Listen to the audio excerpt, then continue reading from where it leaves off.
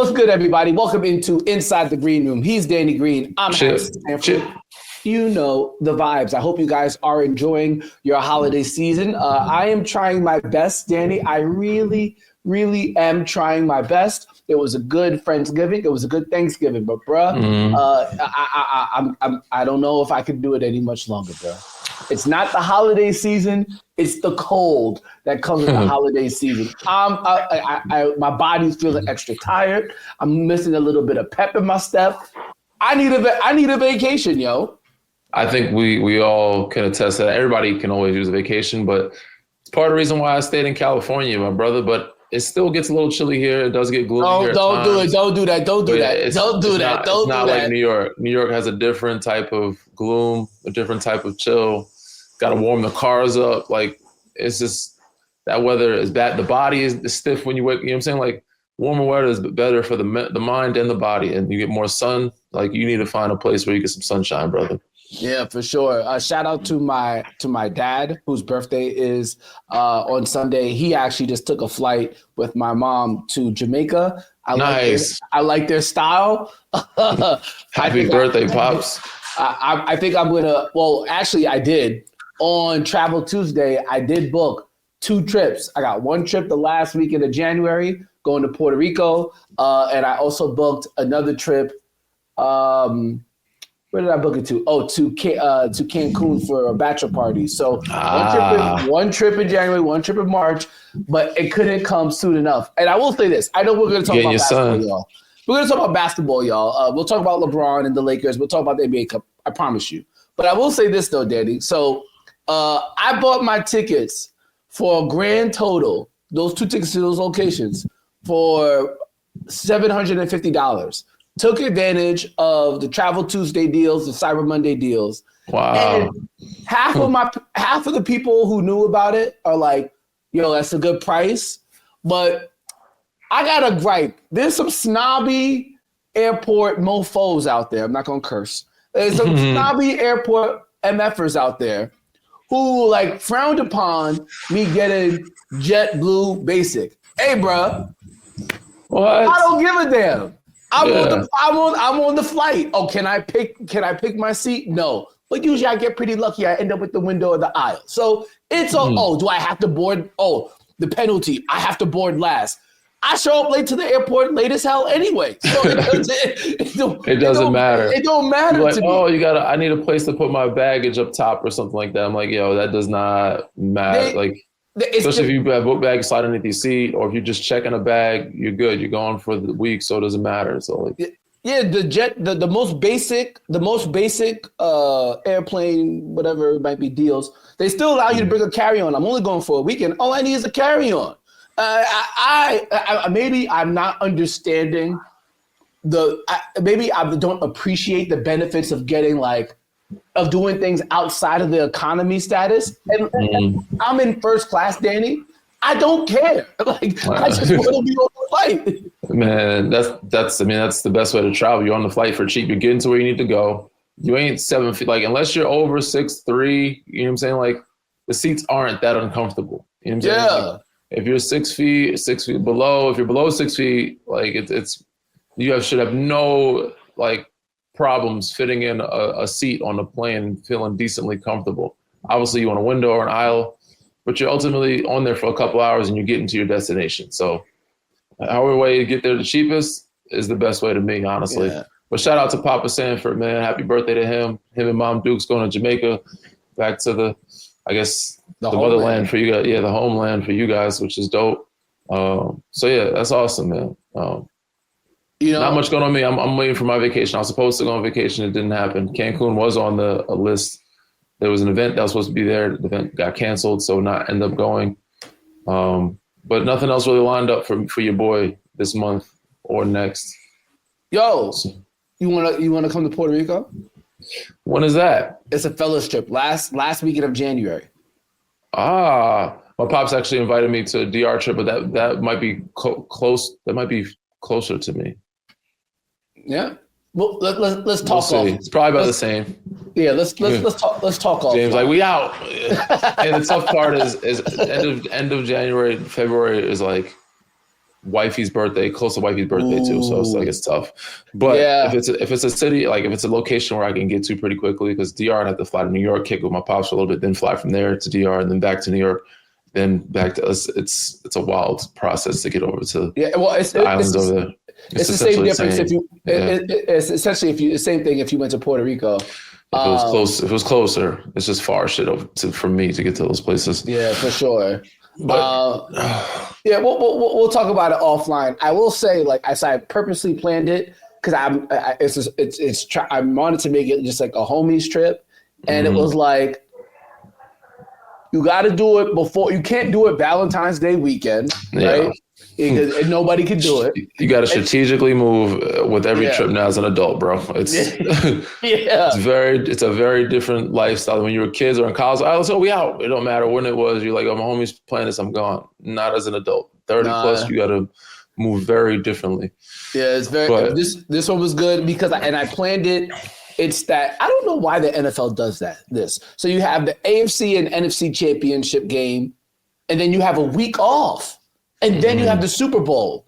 So for me, like football is taking over. Extra week of rest. People are injured. They want everybody to be healthy. So I get it. Yeah, that's true. But it kind of takes off the steam for me, at least in terms of the game. But doesn't matter. That's an opportunity for me to get up out of here. So that's exactly what I'm going to do. But enough about traveling. I hope you guys booked some flights for 2025. Let's get into some basketball, bro. Yeah, let's get into some hoops. And speaking before we get into that. Oh, go ahead. What you got? You talk NBA stuff. Recently attended a former coach of mine, Coach Eric Musselman, who was at USC now. His game versus Oregon, attended their game. They took L, but they played pretty well, fought hard. It was good to see him. And then, of course, I got to talk about my boys. They've been struggling, bro. Carolina, we got smacked at home. It was just ugly to watch. So hoping they can turn it around. You talking about the Alabama game? Yes, that was ugly. Yeah. We lost to Auburn too, but that was a closer game. We started off bad. Our first halves are really bad. And we're doing good in the second half, but it's going to bite us in the ass eventually. Like, we got to figure out a way to put two halves together. But the Alabama game at home was an ugly one. That's not a good look. That was really bad. Danny, why did I see when they were in Maui and they played against Auburn, I think or when they came back against Dayton. Yes, when they came back against Dayton. Yes. Another 20-point lead at half. Like, they're down 20 to them, down 20 to Kansas, come back. We're down too often by 20 at halftime. It's crazy. Yeah, they're wilding out, especially with the guard play. But speaking of which, so there's RJ Davis, there's Cadeau, and then there's Seth Trimble. Why did I see a tweet about you and Seth Trimble? Why did I see a tweet that said you convinced him to come back? Because that is a true statement. Partially. Yeah, do tell. I'm not going to take full credit for it. But they were here last year, the Final Four. They lost to Alabama before the Final Four. I think it was Elite Eight. And Seth is probably the most improved player of the world right now because last year he was the guy that really didn't look at the rim to shoot. Then he passed up a shot or two, didn't play the second half. He's really a defender, just mostly a defensive guy. And they were trying to make him like a 3-and-D guy. This year, obviously, he's doing a little bit of everything. He's put on the floor, damn near almost a leading scorer this year. I'm like, you can get to your bag when you need to, but when Elliott and RJ off the floor, but ultimately with those two guys, you just have to spot up. They're going to draw so much attention. Elliott's a passer, just run the floor. He's athletic, just like his brother JP. Get to the rim. I'm like, you get easy dunks and layups, and then get to that corner, spot up, knock down threes, give them space to operate. But he's in his bag this year, and ultimately he wanted to leave. He entered the portal. His family came to me. He's like, I want to talk to him, see what advice you can give him, what you see. We had a conversation on the phone, talked to him. His pops was there. His mom's reached out. Everything.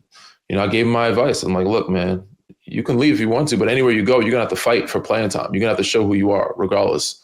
You're gonna have to put in the work. You're gonna have to outbeat people. And here, things are gonna be different. I think it'll be a different. I wouldn't say be your team, but it'll be a different space for you. And then after he entered the portal, we had a conversation. He made a decision to come back. I said, ultimately I take credit for it, but I helped, I guess, influence it somewhat to an extent. And he came back to Carolina and he did an interview, talked to, the Carolina media or the press. And he, I guess he gave me some credit of why he made a decision. But he's balling out. He's hooping, bro. And He's having a hell of a year. Hopefully he continues, but we just got to win some more games and do better in the first halves. But Seth, came out to work out with me in LA. I went there for 2 weeks, 10 days or so, worked out with him, worked out with a couple other guys. And then he ended up coming to LA, working out with me and Zach. I brought Zach with me. My guy, I work with Zach Gonzalez. I work out with him here in LA at LMU a lot. And I brought him with me to Carolina. He worked out some of the guys. And then Seth came here as well and worked out. So it was a good summer for him. Got a good feel, and, confidence is, at a good level. So he's hooping and showing it. So I guess your main point to him was you could leave all you want, but it's guaranteed going forward. And I guess for you, you're a person who almost left after, what was it, your freshman year? Yeah, after my freshman, sophomore year for sure, definitely sophomore year. Yeah, you thought about leaving. You came back and you ended up winning a national title. I guess that experience heavily influenced how you were speaking to him. For sure. And I was like, look, man, I didn't start till my senior year. Like, it's not going to, you just have to wait your turn, put in the work, and eventually make yourself good enough to where they can't deny you. You know what I'm saying? Like, they're going to have to play you and have to get you minutes. Regardless of where you go, you have to do the same thing. Now, of course, NIL, the portal's different. There's teams offering them more money. I was like, well, you can chase the money. You get more money, but you may not get the same notoriety. You may not get the same TV time. Like, Carolina's one of those schools that's always going to get TV time, always going to get looks. Ultimately, if your end goal is to get to the league, I think this is the best place to prepare you for that, because you're going to have to fight out people in the league, just like you're going to fight out here. You go to another situation where, like, oh, you're going to be the man. Those situations are great, but they're not as tough or competitive as what the league will be. And you still could get there, but I just don't think you'll get the same, microscope or the same notoriety, the same just, TV coverage as you will at Carolina. So he made his decision. He came back, and it seems right now it's working out pretty well for him. So he's doing good. How tall is he? Their guards are still kind of smaller. He plays like he's about 6'5", 6'6", but he's probably about 6'2", 6'3". Yeah. Well, back in the day, maybe like as little as 5 years ago, somebody at his height, it'd have been a lot harder to break into the league. But then now it's a different league. He's 6'3", he can do it. So Trae Young, those guys open up the door for those smaller guys to get in there. Isaiah Thomas, and now it's small ball. They're playing faster pace, a lot of threes. You see Tyrese Maxey, Jerry McCain, the double small lineup. Donovan Mitchell, guards. Darius Garland, like the double small lineup. Like, those guys are kind of paving the way and opening the doors for the smaller guys to be able to, you know what, we're not at a disadvantage because we're smaller, because defense, nobody's putting in the post, nobody's attacking. Stuff like that. We can still play defense, De'Aaron Fox and Malik Monk. I'm looking at the Knicks when they go to their back. A lot of times when OG comes out or Mikal Bridges comes out, then it's Deuce and Jalen Brunson, or Deuce and Cam Payton, or Brunson and Cam Payton. A lot of teams are just running essentially 2 point guard size guards in their rotation now, because the most important thing in the NBA is shooting the rock. Speaking of shooting the rock, last night, the Los Angeles Lakers traveled to the Miami Heat, and LeBron was able to fix his 3-point shooting issue. He was the only person who actually performed at a high level on the offensive side, but everybody else, frankly, sucked. Just wasn't good. The Lakers have not been good in their last 8 games. They've only won 2. They're only gone 2-6 in this 8-game stretch. There's a lot of issues going down in La La Land. Before we break down what's happening happening to the Lakers, let's hear from LeBron James and JJ Redick first. It's easy to not want the ownership, particularly when it's embarrassing. I'm embarrassed. We're all embarrassed. It's not a game that I thought we had the right fight, the right professionalism. Not sure what was lost in translation. There has to be some ownership on the court, and I'll take all the ownership in the world. This is my team, and I lead it, and I'm embarrassed, but it's easy to not want the ownership, particularly when it's embarrassing. You did say you agree with everything JJ said. Everything. So don't ask me. Well, I was specific. Everything he said is correct. Well, you guys, if you aren't executing at the level, we lose. Right, but do you think there's an understanding of what you're being asked to execute? And if we've been preaching it since July. I mean, I wasn't there in July. I was preaching some other stuff with Team USA, but it's been preached since July. So there should be an understanding. Your thoughts, Danny? I mean, they aren't wrong. It was an embarrassing outcome, and as I said, at this level, that type of performance is not just bad shooting. You know what I'm saying? There's a competitive pride you have to want to compete, like to not. And Miami's not even a high scoring team. To 135 points, like somebody's got to foul out. Somebody's got to do. You know what I'm saying? Like show some fight, show some type of toughness, some type of edge. Especially if you're not having a great day offensively, there's other ways you can not saying they would have won the game. They could even like bad day, they could have lost by 15, 20, but like 35, like that's really bad. 40 points, So, and Miami shot the ball well. They didn't. But I mean, I love the fact that JJ's taking ownership. He's not ducking it. And Bron is, supporting him, backing him. I think it's the first time a lot of people have said we've seen this from Bron in the sense, but he's definitely supported and backed other coaches for sure. But a lot of people don't remember it. But this one is like standing out the most. It's like, oh, wow, Bron's actually on JJ's side because we don't see him. Everybody thinks that he gets every coach fired, and he's not on the coach's side. But yeah, man, that type of performance is inexcusable when it comes to the LA, like the Los Angeles Lakers and the talent that you have. So, like, you got to have some type of not saying that you have to win every game, but you can't lose games that badly. Yeah, that's rough. I got a couple of things. Number one, could it have been, Danny, just the South Beach flu? Even with that, even with the South Beach flu, you can show up drunk and high. I don't care you gotta find a way to stop somebody, like foul out. AD had a tough game, but man, y'all gotta communicate. You gotta do something. You gotta show some pride. Even the second crew, because at some point you pull the plug. The second crew could have got y'all into a 20, 25 point game. Like nobody plays. LeBron James, the 40-year-old guy, is the only guy that can play good on a one night in South Beach. Like, come on. I know adults can, like, everybody struggles. Sometimes you have that, but at least defensively, you gotta. They was not playing defense. That's for sure. Absolutely not. 134 points to Miami Heat. It said they're not one of the top scoring teams in the league. That's a lot of points. Tyler Hero hit 7 3-pointers in the third quarter, lit them up. How he got that open shows you that they were not locked in. Change something up, blitz them. Kevin Love had 10 points in 15 minutes. Like, there was a lot of guys in double digits on that team. During this 2-6 stretch, Danny, Anthony Davis has had 5 games in this 8-game stretch where he hasn't touched 20 points. This was a guy in the first month of the season that was MVP conversation. MVP averaging 30. Yeah, around 30. So, and I received over the past week and a half or so, he's been questionable for games, but end up still playing with the plantar fasciitis issue.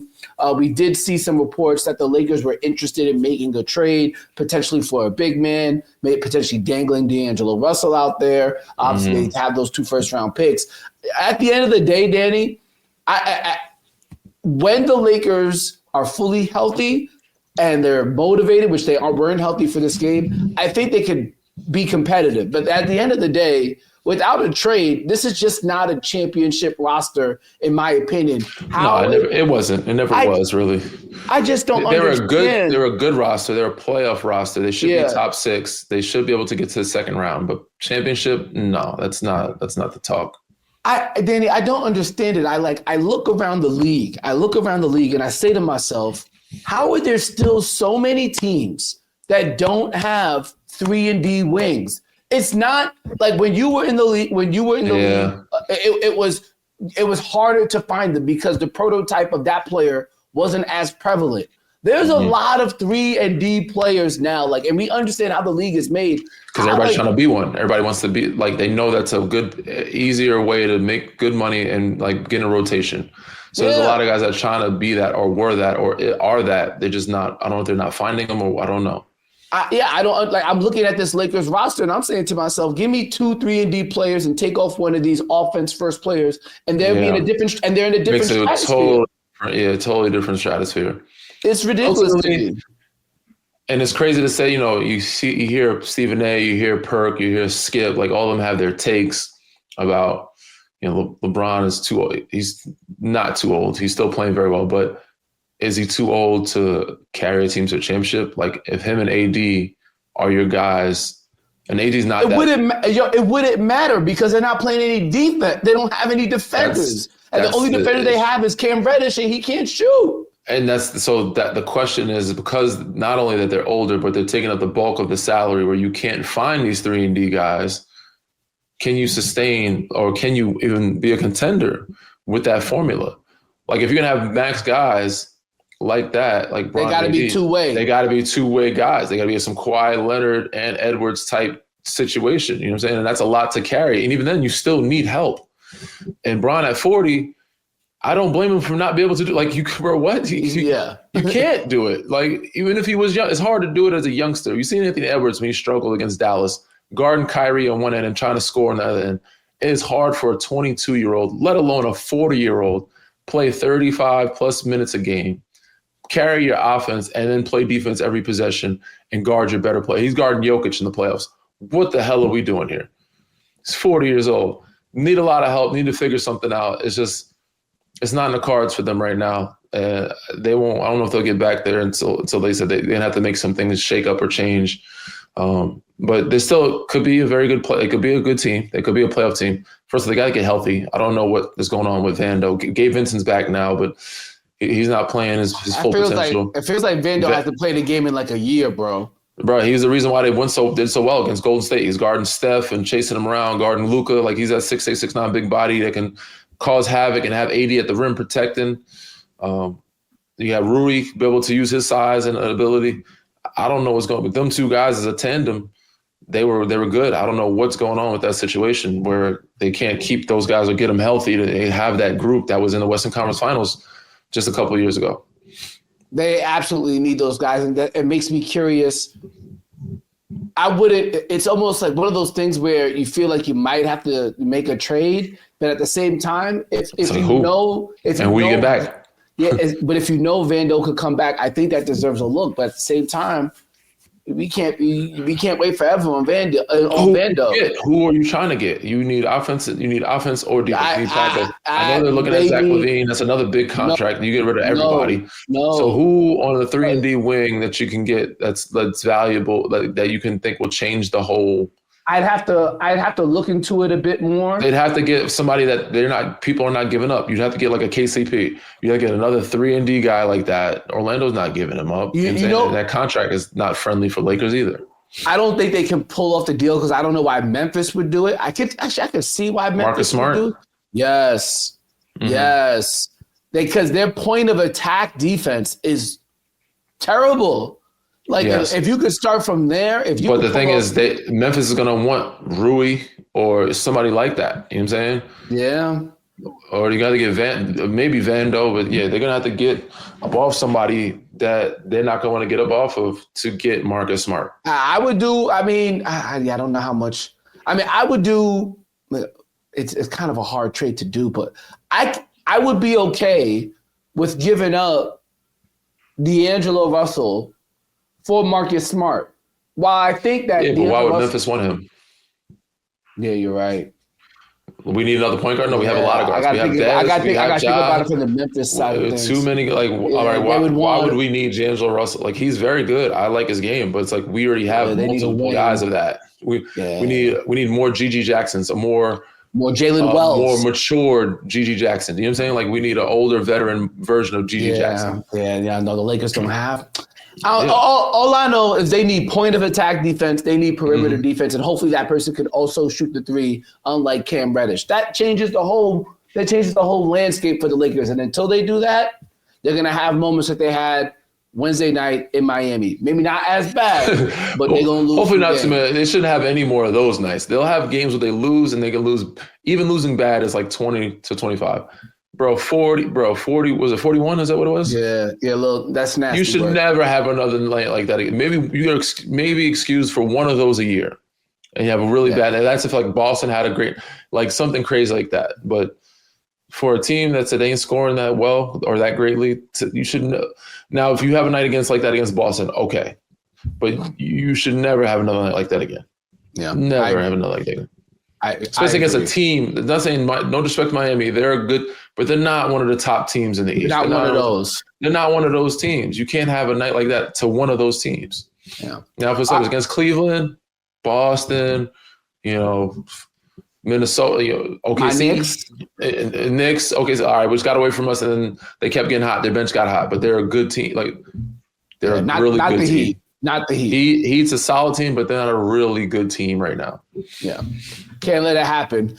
With that being said, the Heat are not in the NBA Cup, and the Lakers are not in the NBA Cup. But dang, Danny, not even the Boston Celtics or the Cleveland Cavaliers, but Oklahoma City is, and so are the Knicks. When we come back from break, it's time to break down the NBA Cup elimination games, and we'll predict who's winning the whole thing. This is Inside the Green Room.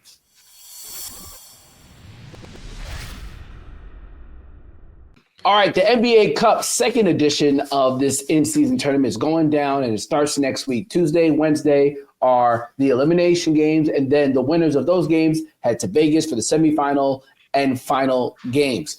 Coming up on Tuesday, Wednesday, here are the matchups. You got the Bucks taking on the Orlando Magic, and then you have the New York Knicks hosting in Madison Square Garden, Trae Young and the Atlanta Hawks. That should be fun. Best believe I'll be in the building. And then you also have the Houston Rockets taking on the Golden State Warriors. And then you have Oklahoma City hosting the Dallas Mavericks. Mavericks got in as a wild card team. I like that one because it's a rematch of what happened in the Western Conference semifinals last year between the Mavericks and OKC. You have an upstart team in the Houston Rockets against a team in Golden State that's surprising people, but in a little bit of a slump now recently. And maybe that's because of that large rotation players not getting rhythm. Knicks have been balling, and so have the Hawks. So have the Hawks low key, and so have the Bucks. And the Magic have been very impressive, despite the fact they haven't had Paolo Banchero. I think, Danny, for maybe these aren't the eight best teams in the NBA,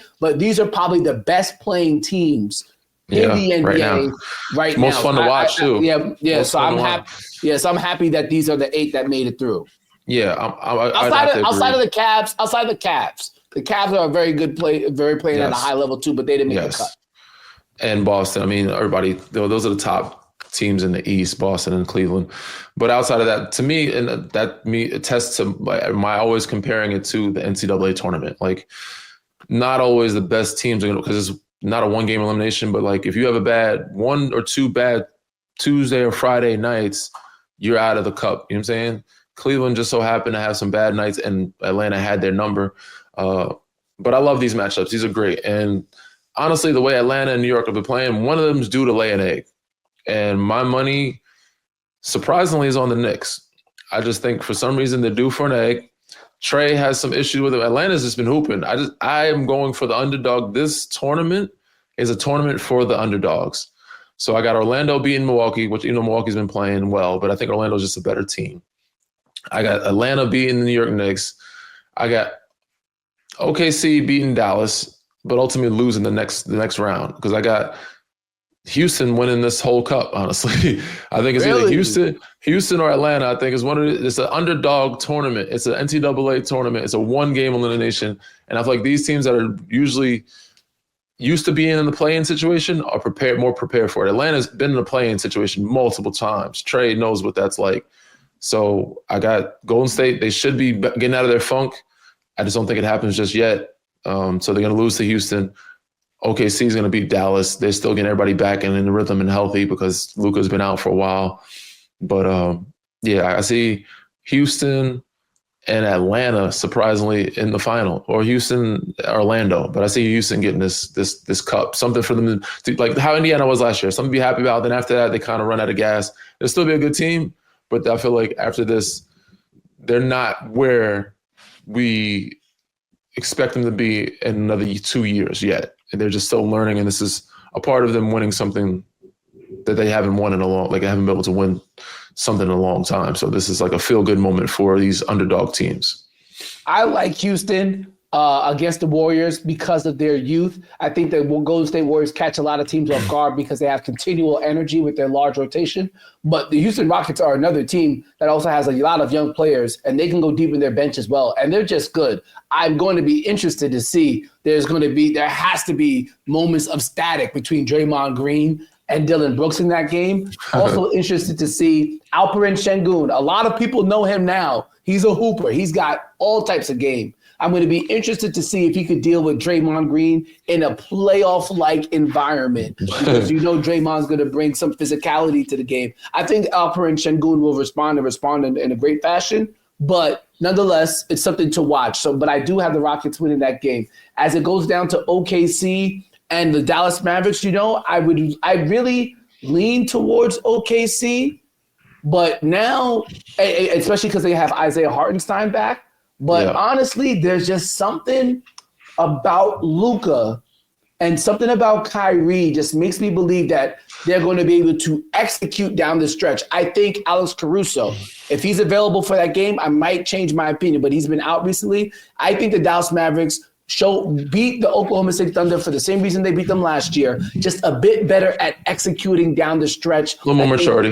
That game's a 50-50 for me. I'm not sure about, but I think Houston gets both these groups on it. But yeah, that's going to be a good one, depending on who's available.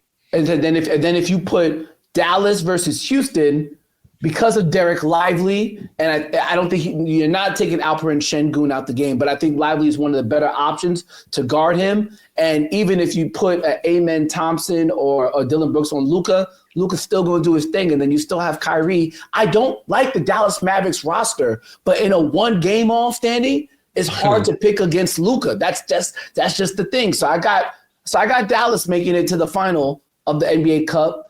I like what the Orlando Magic have going on, but I don't trust their point guard play. They were horrific in terms of turning over the ball against the Knicks the other day on Tuesday night in the Garden. Mm-hmm. So I'm going to take the Milwaukee Bucks to win that game. Oh, and then I'm going to take. I'm come on, bro. I'm rolling with the Knicks, and then the Knicks already beat. The Knicks already beat the Bucks this year 22 points. A lot of that's because Doc Rivers decided to put Giannis on didn't put Giannis on Karl Anthony Towns. I think he corrects his mistake this time around.